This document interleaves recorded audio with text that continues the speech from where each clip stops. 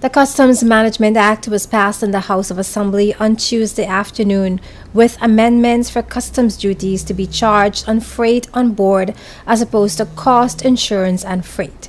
The House approved the bill after an interesting debate on the merits and principles of the Act and the decision to initiate it now rather than later. Walter Barrett has the details. As government continues to push their message of the need to stimulate the economy through innovative ways, Premier and Finance Minister Dr. The Honorable D. Orlando Smith, during Tuesday's sitting of the House, made the motion for the Customs Management and Duties Act to be seconded and passed in the House. According to the Premier, the new incentive will help to increase much-needed economic activity within the territory.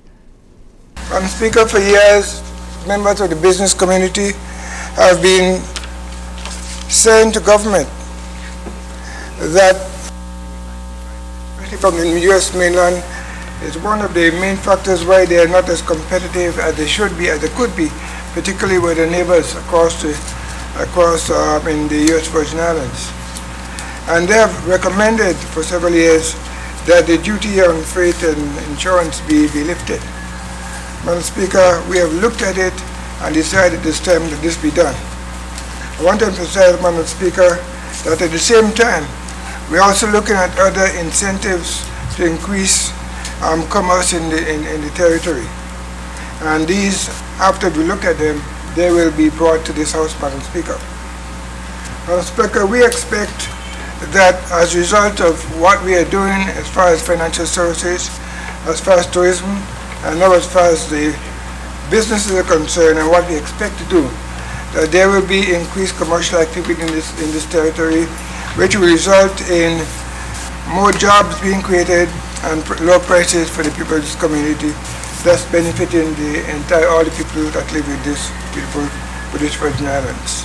But despite the Finance Minister's assurance that the amended bill would be a benefit to consumers and the territory on a whole, not everyone caught the government's vision, as members of the opposition openly protested against the move during the debate stage. In terms of easing the burden on our people, I think that everyone in this House will get up and agree that whatever efforts in the past government has done to ease the burden on our people is welcome.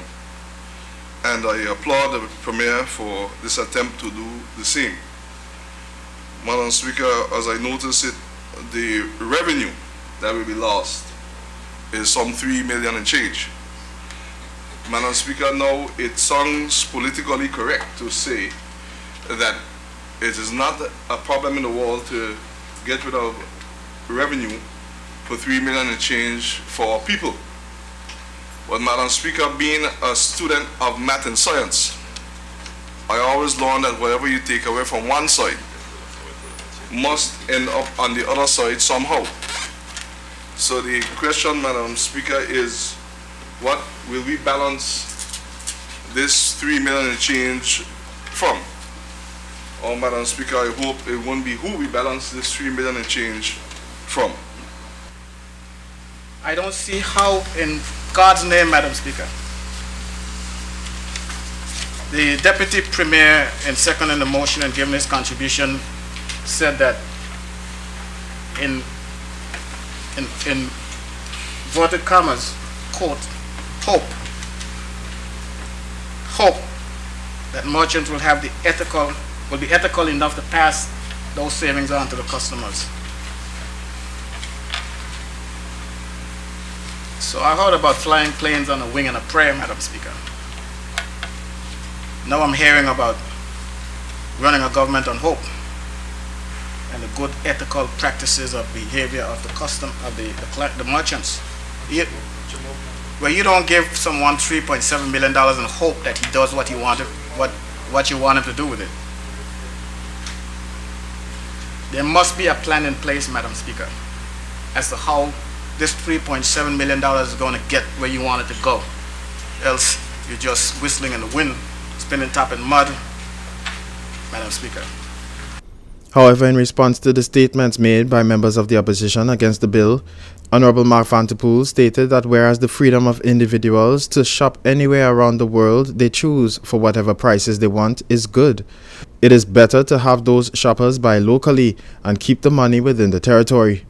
Minister for Education and Culture, Honorable Myron Walwyn, also spoke about the money leaving the BVI each year, specifically through persons opting to shop in the USVI rather than shopping locally. People can shop where they wish, shop how they want, at whatever time they want, at whatever prices they want to shop at whatever quality they want to shop at. That is good. That is, Madam Speaker, the freedom that we have as in this world today.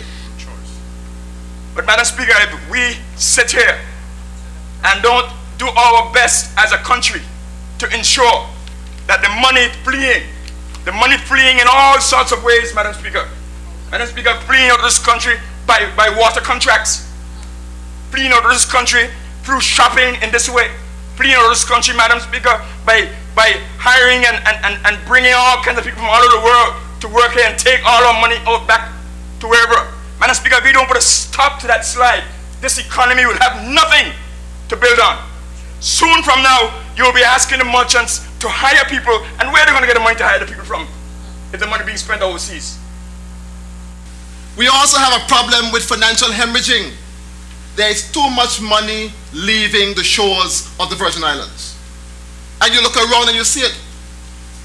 You look around and you see it. Yes, you have contracts leaving, where you have services that could have been performed by our people in this country. Madam Speaker, we have money leaving because we have a large expatriate community who send remittances back home to take care of their family, and there's nothing wrong with that, because people need to make a better living and they move to make a better living. And you have other ways with money leaving the territory. One of it is that St. Thomas situation. It's a serious, serious situation. Millions and millions of dollars, Madam Speaker, leaving this local economy. Money generated in this territory, leaving before it had a time to circulate like it should. And so we have to find a way to stop that. And I'm pleased, Madam Speaker, that our Honorable Premier has decided to do this. And this is just one step, Madam Speaker, in a whole package that will come over the 4 years, Madam Speaker, to reduce the cost of living for people in this country. On Tuesday evening, after much debate, a vote of 8-3 was cast in favor of the Customs Management and Duties Amendment Bill. Reporting for JTV News, this is Walter Barrett.